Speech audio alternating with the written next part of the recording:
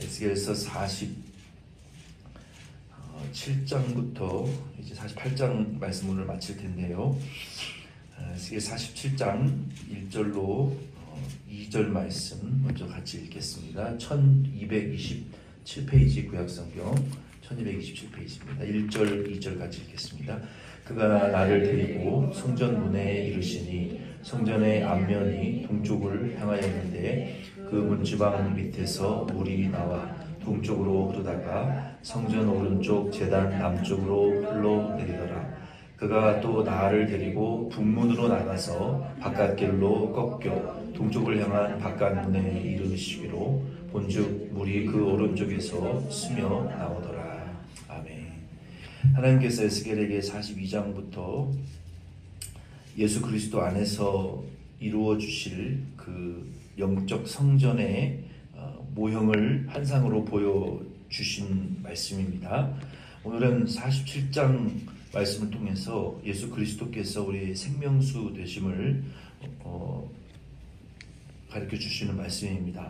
성전이 이제 동쪽, 성전 전면이 에스겔이 본 환상 중에서 이제 동쪽 방향을 이렇게 향하고 있었는데, 그 동쪽을 향하고 있었던 성전의 문지방에서 그 근원은 이제 보이지는 않지만 물이 이제 스며 나왔다라고 성경이 말하고 있어요. 그러니까 막 나일강의 그 창이란 큰 물줄기처럼 나오는 것이 아니라 샘물처럼 아주 작은 그 물이 흘러나오는, 우리 성도님들도 계곡의 그 줄기를 계속 따라서 이렇게 쭉 산을 꼭대기로 올라가다 보면은 그 산 꼭대기에 샘의 그 원천이 있어요. 그 원천이 바위 틈에서 그 땅 속에서 이렇게 아주 이 뿔뿔 이게 분천이 올라옵니다. 그게 어디서 오는지는 모르지만 그 작은 뿔뿔 땅에서 바위 틈에서 스며 나오는 그 원천수가 계곡을 따라서 흘러내려가면서 또 다른 지류와 만나서 그것이 계곡이 되고 또 강물이 되고 운하가 되고 바다를 가득 채우는 그런 물이 되는 것처럼, 우리 예수 그리스도의 생명의 역사는 나일강의 그 막 창이란 역사와 같이 엄청난 그 규모로 굽이굽이 치는 파도가 아니에요. 예수의 생명의 역사는 어디서 흘러나오는지 모르지만 아주 한 바가지, 또 혹은 뭐 1갤론 퍼나가면 1갤론이 뽀글뽀글 올라오듯이 이게 끊어지지 않고 아주 스며 나오듯이, 성령의 역사는 부드럽고 그리고 아주 잔잔한 물과 같고 아주 그 세미하고 부드러운 그 성령의 역사는 나일강의 그 마주 물결치는 그런 역사와 같지 않고, 예수께서 하시는 교회를 통해서 하시는 그 생명의 역사는 처음 그 시작은 정말 보잘것이 없어요. 아주 작은 한 성도님 심령 속에서 그게 뽀글뽀글 흘러나오기 시작하면요, 이게 온 교회 전체가 성령의 역사로 우리가 다 물들게 되는 거예요. 막 하늘에서 폭포수가 쏟아져서 이 큰 역사를 일으키는 것이 아니라, 모든 성경에 나타나 있는 성령의 역사는 한 사람의 심령 속에서 성령의 생명수가 뽀글뽀글 흘러 넘쳐 나오면서 주변 사람을 적시고, 또 그분을 통해서 그 가정을 적시고 그 교회 전체를 적시고, 그것을 통해서 이웃들에게 나도 모르게 스며들고 이게 물들어지게 하는, 이런 아주 잠잠하고 아주 미세하고 세밀하지만 성령의 역사는 이렇게 나로부터 많은 사람들에게 이 오버플로잉 흘러 넘치게 하는 이 성령의 역사는 그런 거예요. 그래서 잠잠한 역사로 성전 문지방으로부터 그 물이 이제 흘러나와 가지고 성전이 동쪽을 향하고 있었다라고 하는데, 그 성전이 동쪽을 향하고 있었다라는 것은 구약 성경의 동쪽은 하나님의 방향을 가리켜요. 하나님은 천지에 충만하신 분이기 때문에 어느 특정 방향이나 어느 특정 물리적인 교회나 나라에만 계시는 분이 아니에요. 시간과 공간을 초월해서 동시다발적으로 하나님은 영이시기 때문에 어디에든지 천지에 충만하시고 무소부재하시고 시공간의 제재를 받지 않는 omnipotent, 공간과 시간의 제재를 받지 아니하시는 이 하나님이시기 때문에 구약의 동쪽으로 성전을 향하고 있었다라는 것은 이 광야에 있었던 성막의 전면은 그 동쪽을 향하고 있었어요. 그리고 솔로몬의 성전도 전면이 동쪽을 향하고 있었고, 에스겔이 본 성전도 동쪽을 향하고 있었던 것은, 동쪽은 하나님의 방향이기 때문에 교회는 누구로부터 도움을 받는 기관이냐면 오직 동쪽, 그러니까 하나님으로부터만 도움을 받을 수 있는 기관이 교회라는 거예요. 우리 성도들도 우리의 마음은 항상 동쪽, 물리적인 방향이 아니라 우리의 도움은 하나님으로부터 온다라는 이러한 믿음을 이제 가지라는 것이죠.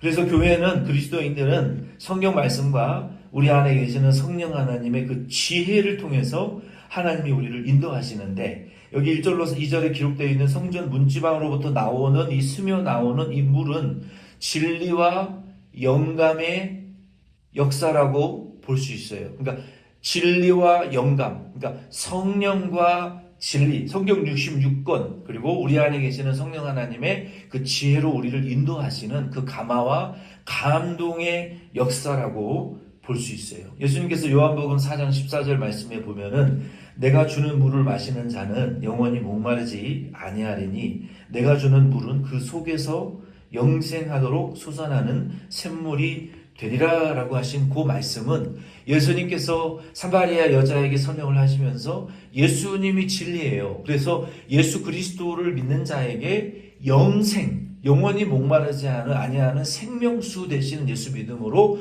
영적인 목마름이 해결되어지고, 그리고 믿는 자에게 주실 성령이 그 믿는 사마리아 여자 속에 믿는 순간 임재하셔서 그에게 세상 어떤 곳으로부터 치워지지 아니하는 그 하나님의 나라의 지혜와 성령의 감화와 감동을 주셔서 그 속에서 이제는 목마름이 없도록 영적인 만족을 주시는 성령 하나님의 인도와 성경 말씀의 예수의 그 진리의 인도를 우리에게 주시겠다라고 하신 말씀이 바로 영감과 진리라고 말할 수가 있어요.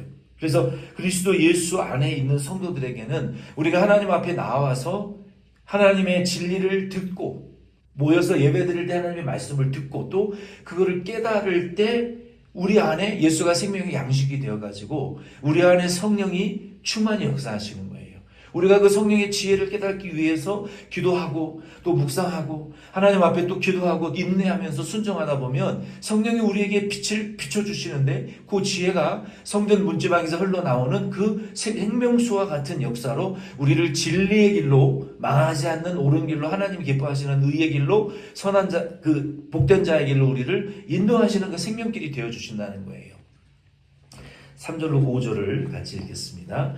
그 사람이 손에 줄을 잡고 동쪽으로 나아가며 천척을 측량한 후에 내게 그 물을 건너게 하시니 물이 발목에 오르더니 다시 천척을 측량하고 내게 물을 건너게 하시니 물이 무릎에 오르고 다시 천척을 측량하고 내게 물을 건너게 하시니 물이 허리에 오르고 다시 천척을 측량하시니 물이 내가 건너지 못할 강이 된지라. 그 물이 가득하여 헤엄칠 만한 물이요 사람이 능히 건너지 못할 강이더라. 아멘. 천사가 에스겔에게 그 성전 문지방으로부터 스며 나오는 그 물을 건너가게 하셨어요. 그리고 이 천척을 지나서 측량해 보니까 처음에는 발목에 차던 물이 또 천척을 지나서 재보니까 물이 무릎에 오르고 또 천척을 지나서 측량해 보니까 그 다음에 허리에 오고 또 천척을 지나서 측량해 보니까 건널 수 없는 큰 강이 물줄기가 되었고 이 헤엄쳐서 건너갈 만한 강물의 넓이와 깊이가 되었는데 그 물 유속이 얼마나 셌는지 건널 수 없는 강물이 되었더라라고 에스겔이 말하고 있는 거예요. 이 두 번째 예수 그리스도 안에 있는 이 진리와 영감의 생명수의 역사는 믿는 자 속에 영원히 솟아난다. 이것이 첫 번째 교훈이고 3절로 5절 말씀에서 우리가 깨달을 교훈 두 번째는 이 예수 안에 있는 진리와 생명의 영감의 역사는요 우리 안에 흘러 넘쳐 들어오기 시작하면 처음에는 약하게 역사하지만 우리 안에 일단 성령의 역사가 들어오면은 그 역사가 우리 안에 더 강해집니다. 그래서 우리가 성령의 우리 역사가 우리 안에 일어나게 되면은 우리가 주여 하던 분들이 그 다음에는 주여 할 수 있어요. 우리 주여 하던 분들은 주여 주 앞에 더 간절해질 수가 있어요. 우리가 찬양도 마찬가지고 기도도 마찬가지고 하나님을 향한 믿음의 봉사도 마찬가지고 예배드리는 태도도 마찬가지고 우리가 인생을 살아가는 태도도 더 강렬해지게 되어 있어요. 성령의 역사가 강하게 임한 분들은 절대로 게을릴 수가 없어요. 성령의 역사에 강한 은혜를 받은 분들은 강한 인내심이 생겨요. 그렇더라고요. 성령의 역사를 강하게 체험한 분들은요, 지혜가 어떤 사람들보다도 모든 것을 판단하고 헤아릴 수 있는 지혜가 있어요. 성령의 역사는 우리에게 이제 처음에는 약하게 역사되어지지만 우리가 성령의 영감과 진리의 역사가 우리 안에 들어오게 되면 처음에는 겨우 무릎 정도? 우리의 삶에 별 영향력을 미치지 않을 것 같은 건널 수 있는 그런 아주 미미한 역사이지만 성령의 역사가 우리를 한번 우리 안에 이제 들어오기 순종하기 시작하면 성령의 역사는요, 순종하면 순종할수록 우리를 더 강하게 붙들고 우리가 성령에 의해 더 강하게 피동되어집니다. 피동되어진다는 것은 성령이 처음에는 우리에게 약하게 감동하세요. 내가 불순종하면 소멸돼요. 그러나 우리가 순종하면 그 다음은 더 분명한 음성으로 우리에게 말씀하세요. 더 분명한 우리 하나님의 말씀으로 깨닫게 하시고 사도 요한이 하나님의 음성을 밤모섬에서 더 분명하고 더 강하게 은나팔 소리가 더 세고 더 강하게 점점 확실하게 들려왔던 것처럼 우리가 성령의 말씀을 순종하면요, 성령의 음성이 우리 안에 더 명확하고 분명하게 들려와요. 그러나 불순종하면 불순종할수록 더 약해지고 더 멀어지고 더 순종하기가 어려워지는 것이 성령의 역사예요. 성령의 역사는 순종하면 무릎에서 우리 다 월목에서 무릎으로, 무릎에서 허리로, 그리고 성령의 역사가 우리 안에 더 충만한 역사가 되어지게 되면 내가 순종하려고 할 수 없을 정도로 성령이 우리를 강력하게 사로잡는 은혜를 우리가 경험하게 되는 거예요. 그래서 그때는 24시간 365일 내 뜻대로 사는 것이 아니라 밥을 먹고 눈을 감고 일어서서 일상생활을 살 때에도 24시간 365일 성령의 음성이 바로 내 귀에 들려지는 것처럼 말씀하시기 때문에 그 성령의 음성을 거역할래야 거역할 수가 없는 거예요. 그래서 어떤 목사님은 혼자 식사하실 때 혼자 아무도 없는데 식탁에 앉아가지고 하나님, 성령님도 좀 잡수세요 이랬다는 거예요. 성령님께서 가라사대 나는 영인이 먹지 않아도 된다. 우리가 그게 만들어낸 농담이 아니라 어떤 이야기가 아니라 우리가 그만큼 강력한 성령의 권능의 지배를 받으면 성령 하나님도 잡수세요. 우리가 이렇게 할 정도로 왜? 내 눈앞에 성령의 역사가 강력하게 나를 이끌고 가시니까 나를 감화하시고 감동하시니까 내 뜻이 아니라 성령 하나님의 전적인 은혜로 우리가 피동되어지고 움직여줄 수밖에 없는 우리가 그렇게 사는 것이 성도의 온전한 삶인데 우리가 그렇게 살지는 못하죠. 그렇게 살기가 우리가 어렵죠. 그러나 우리가 그렇게 되어지게 되면 우리가 성령의 그 영감과 진리의 역사가 우리 안에 충만히 임해지게 되면 우리가 그렇게 성령에 온전히 이끌림 받은 바울과 같이 성령 받고 변화된 사도들과 같이 그 복음 전해라. 전도하지 마라. 이 악하고 더러운 영에 뒤집어 씌워져 있는 사람이기 때문에 너 기도하지 말아라. 이 피해라. 병든 자를 고쳐줘라. 귀신을 쫓아내줘라. 오늘 어떤 성도의 집, 어떤 그 사람의 집에 가서 예배 드려줘라. 성령의 그런 아주 세밀하시고 강력한 거부할 수 없는 그런 역사가 어떤 분은 평생에 한두 번 경험하지만 바울과 같은 분은 부름받은 이후로 죽을 때까지 성령의 이 충만한 영감과 진리의 인도를 받으면서 사셨던 분이기 때문에 그래서 그분이 위대한 거예요. 다른 게 위대한 게 아니라 자기 뜻은 없었고. 그래서 우리는 이러한 성령 역사가 우리 가운데 그렇게 부어질 수 있는 은혜를 받는 저와 여러분 꼭 되실 수 있기를 바랍니다.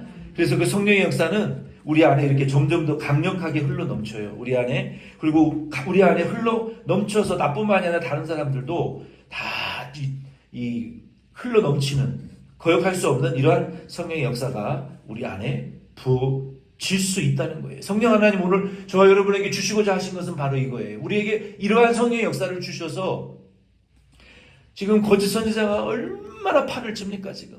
세상에 그 지금 한국에서도 그 전도사 아닙니다.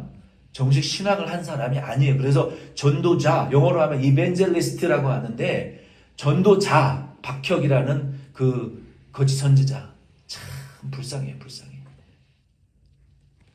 그 사람이 지금 2025년에 한국에 뭐 또 큰일이 일어난다고 또 거짓 예언을 했어요. 한번 두고 봅시다. 어떤 일이 일어나는지. 그게 거짓말인지 진짜인지 열매를 통해서 모여가지고 말이야, 뭐 귀신 쫓아내고 한국에서는 잘 역사가 안 일어나니까 손 엘살바도르, 뭐 멕시코, 스페인 이런 그 제3국 아주 가난한 나라들 가가지고 말이야 쇼를 한단 말이야. 쇼. 거기는 오순절 신사도 운동에 완전히 물들어져 있는 나라 교회들이 많거든요. 손만 들어도 쓰러져요. 쓰러지고 나면 아무것도 없습니다. 아무것도 모르는데 무슨 귀신 들렸다, 무슨 병 났다, 그걸 뭘로 입증할 거예요? 추적조사도 해보지도 않고 그냥 눈앞에서 이게 발악을 하고 귀신 나가는 흉내를 내고 뭐 누가 그거를 추적해서 입증을 할 거냔 말이에요. 예수님께서도 다 예언하셨어요. 말세에 거짓 선지자들이 내 이름으로 와서 귀신을 쫓아내고 내 이름으로 예언하고 많은 기사와 이적을 행하지만 천국문 앞에 서서 나는 너를 모른다 하고 할 자들이 많다는 거예요. 그래서 우리가 그런 거 쫓아다니는 것보다 하나님 말씀 한마디 깨닫는 것이 중요하고 하나님 뜻 순종해 드리는 것이, 고난당하면서 인내하며 하나님 뜻을 받들어 순종해 드리는 것이 그게 100배 1000배 훌륭한 성도라고 예수님 얼마나 성경에 많이 말씀하셨어요.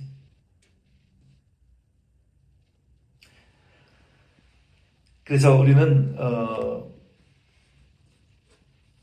이 생명수의 역사, 영감과 진리를 순종하는 것이 큰 거예요. 이게 중요한 거예요. 성령의 역사를, 성령의 그 지혜와 우리 안에 하나님 주신 그 말씀을 중심으로 하나님 말씀 따라가는 것이 말세에는요 정말 중요한 거예요. 세 번째는 6절로 12절 말씀에 보면 이제 마지막으로 한번 같이 읽어보겠습니다. 그가 내게 이르시되 인자야 내가 이것을 보았느냐 하시고 나를 인도하여 강가로 돌아가게 하시기로 내가 돌아가니 강 좌우편에 나무가 심이 많더라.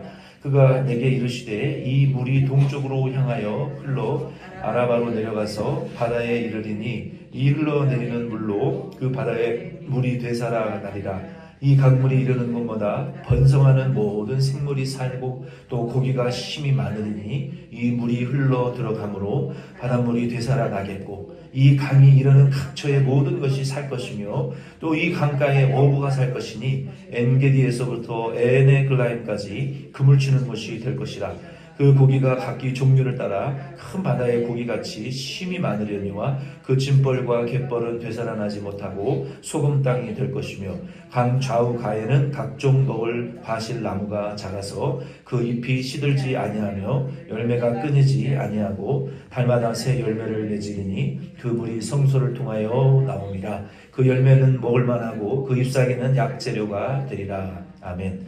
요 에스겔 47장 6절로 12절 말씀은 신학적으로 그리고 종말론적으로 굉장히 중대한 의미가 여기에 담겨져 있어요. 특별히 11절 말씀은 해석하기가 굉장히 어려운 말씀이긴 해요. 그러나 그 공통적인 신학자들의 그 신학의 중대한 점은요, 이 에스겔 47장 6절로 12절 말씀이 요한계시록 1장 1절로 5절 말씀과 정확하게 일치되는 내용이다라는 견해에 있어서는 대부분의 신학자들이 의견을 같이 하고 있어요. 그러니까 우리가 신학적으로도 이 에스겔 48장 6절로 12절 말씀은 결국 우리 주 예수 그리스도께서 하나님 나라에서 완성하신 그 예수 그리스도의 보좌로부터 흘러나오는 십자가와 부활의 복음, 믿는 자에게 주시는 성령의 역사를, 영감과 진리의 역사를 우리에게 가르치는 것이다 라고 우리가 보아도 100% 정확한 해석이에요. 요한계시록 21장 1절로 5절 말씀 잠시 뒤에 제가 읽어드리겠지만 여기 6절로 12절 말씀은요, 세 번째, 이 성전에서 흘러나오는 그 보좌로부터 흘러나오는 그 생명수는, 첫째는 믿는 자 속에 영원히 흘러나오는 진리와 성령의 영감이다. 두 번째는 이 영감과 진리의 역사는 우리가 순종하면 순종할수록 우리를 더 강력하게 흘러넘치게 하시는 역사다. 세 번째, 이 영감과 진리의 역사는 우리를 치료하고 열매 맺게 하시는 역사다라고 여기 본문을 통해서 우리가 깨달으셔야 돼요. 이 물이 가는 곳마다 어떤 역사가 일어납니까?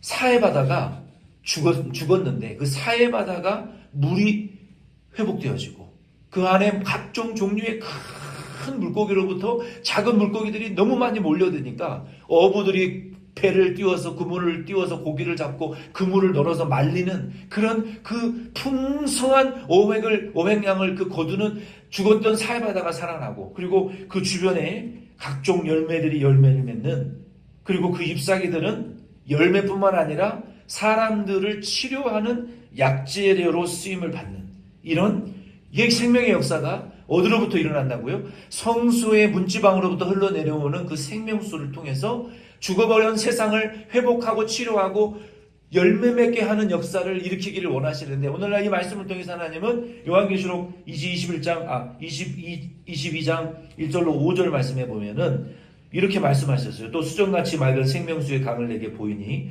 하나님과 민 어린 양의 보좌로부터 나와서 길 가운데로 흐르더라. 강 좌우에 생명나무가 있어 12가지 열매를 맺되 달마다 그 열매를 맺고 그 나무 잎사귀들은 만국을 치료하기 위하여 있더라. 다시 저주가 없으며 하나님과 그 어린 양의 보좌가 그 가운데에서 있으리니 그의 종들이 그를 섬기며 그의 얼굴을 볼 터이요 그의 이름도 그들의 이마에 있으리니 다시 밤이 없겠고 등불과 햇빛이 쓸데없으니 이는 주 하나님이 그들에게 비추심이라 그들이 세세토록 왕노로 다리로다라고 하신 이 요한계시록 22장 1절로 5절 말씀에 사도 요한 하나님 에스겔에게 보여주셨던 그 성전의 환상이 결국은 사도 요한이 보았던 천국의 예수 그리스도의 어린 양 십자가의 보좌로부터 생명수 수종과 같이 맑은 생명수 물이 흘러내리는데 그 생명수 물로 말미암아 12열매를 맺고 잎사귀는 약재료로 쓰이고 그 물이 닿는 곳마다 회복과 생명의 역사가 일어나는 이 천국의 환상을 사도 요한과 에스겔에게 보여주셨던 것처럼 하나님 오늘날도 예수 그리스도의 재림하시기 전에 이 하나님의 나라로부터 흘러나오는 생명수의 역사를 받아 마시고 이 생명수로 말미암아 우리 교회와 가정과 이웃을 이 세상을 치료하고 회복시키는 교회가 우리 덴버션 장로교회가 회복되어지기를 원하시는 약속의 말씀을 여러분 믿으시기를 바랍니다. 우리 안에 상처받고 무너지고 병들어버리고 생명의 역사가 말라 죽어버린 사해바다와 같은 우리 교회와 가정과 우리의 이웃들이 무엇으로 회복되어지느냐? 오직 회복되어지는 길은 하나님 나라 예수의 보좌로부터 흘러내려오는 그 수정과 같이 맑은 성령의 진리의 하나님의 나라의 역사가 아니면 안 된다는 거예요. 안 돼요. 오직 그걸로만 회복될 수 있다는 거예요. 오직 그것으로만 우리 약재료가 되시는 것처럼 우리를 치료하시고 고쳐주실 수 있는 분이 그 예수의 생명수의 역사라는 거예요. 그것이 아니면 우리 교회도 그래서 소망이 없고 이 땅에 어떤 교회도 이 생명수 보좌 예수의 생명수 보좌로부터 흘러내려오는 이 생명수를 받아 마시지 아니하고서는 절대로 우리의 교회와 가정과 내 모든 상처와 문제들이 이 인생의 이 믿음의 여정을 우리가 살아가는 동안 회복과 치료는 일어날 수가 없어요. 오직 그곳으로만 회복되고 치료될 수가 있다고 우리에게 보여주셨잖아요.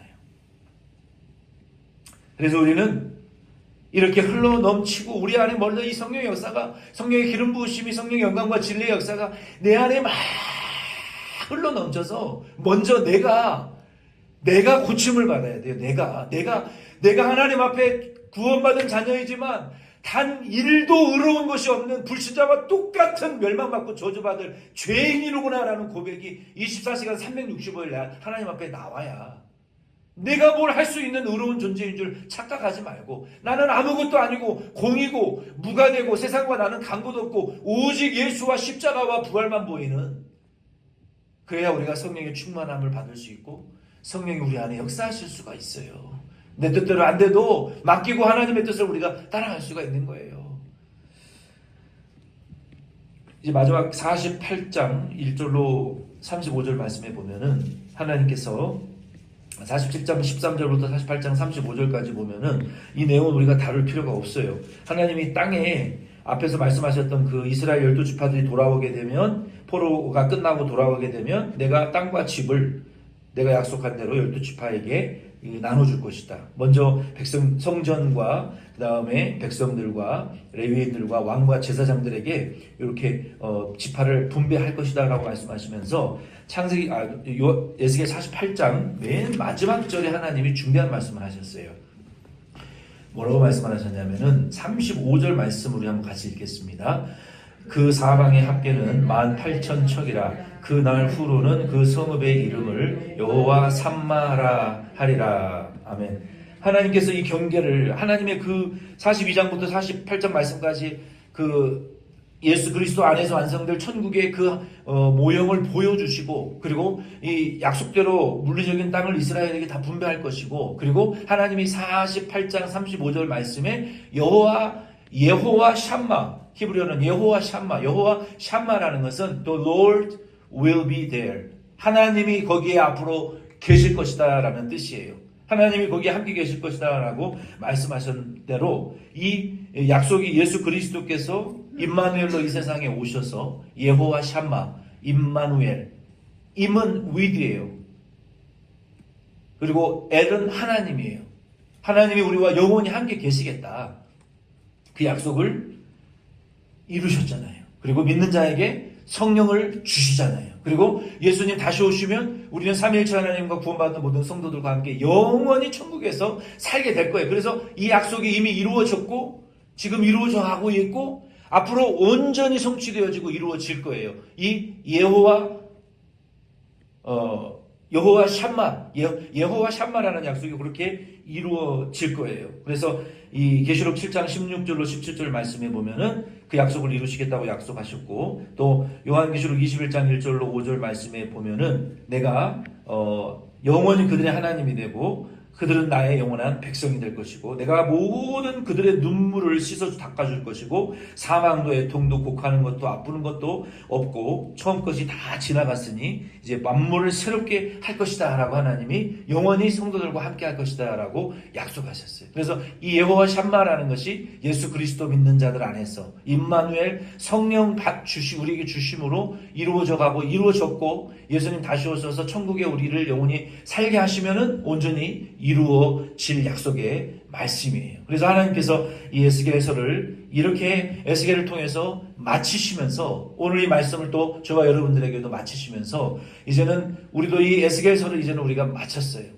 하나님이 예수 그리스도 안에서 이제는 이 보여주실 이 천국의 이 성령과 은혜와 영광과 진리의 역사가 이제는 우리 교회 안에도 이제는 부어져야 되겠기에 하나님께서 이제 다음 주부터는 이제 어떻게 우리 기도회를 인도해 가실지 모르겠지만 좀 더 다른 모습으로 우리 기도회를 진행을 할 텐데, 여러분 기도하는 것을 쉬지 마시고, 우리 교회의 희망은 여러분에게 달려 있어요. 왜? 기도하는 분들이니까. 기도하는 분을 통해서 하나님 역사하시거든요. 기도하는 분에게 소망을 두시고 저와 우리 교회와 여러분의 가정에 대한 회복을 반드시 이루실 것으로 믿으시고, 여러분 에스겔 우리가 2번을 했는데 몇 년 전에 하고 작년 올해 1년 좀 안 되게 작년 4월부터 시작했던 것 같은데 잘 마쳤어요. 그래서 에스겔 기도회는 우리가 요한계시록을 할지 또 성령론 우리가 조직신학을 할지는 제가 아직 마음에 결정을 못했어요. 그래서 한 주 동안 기도해 보고 준비해 왔던 것들을 이제 또 함께 나눌 수 있는 또 새롭게 그런 은혜로운 기도회가 계속 되어지기를 부탁을 드립니다. 주기도문을 예배 마치겠습니다.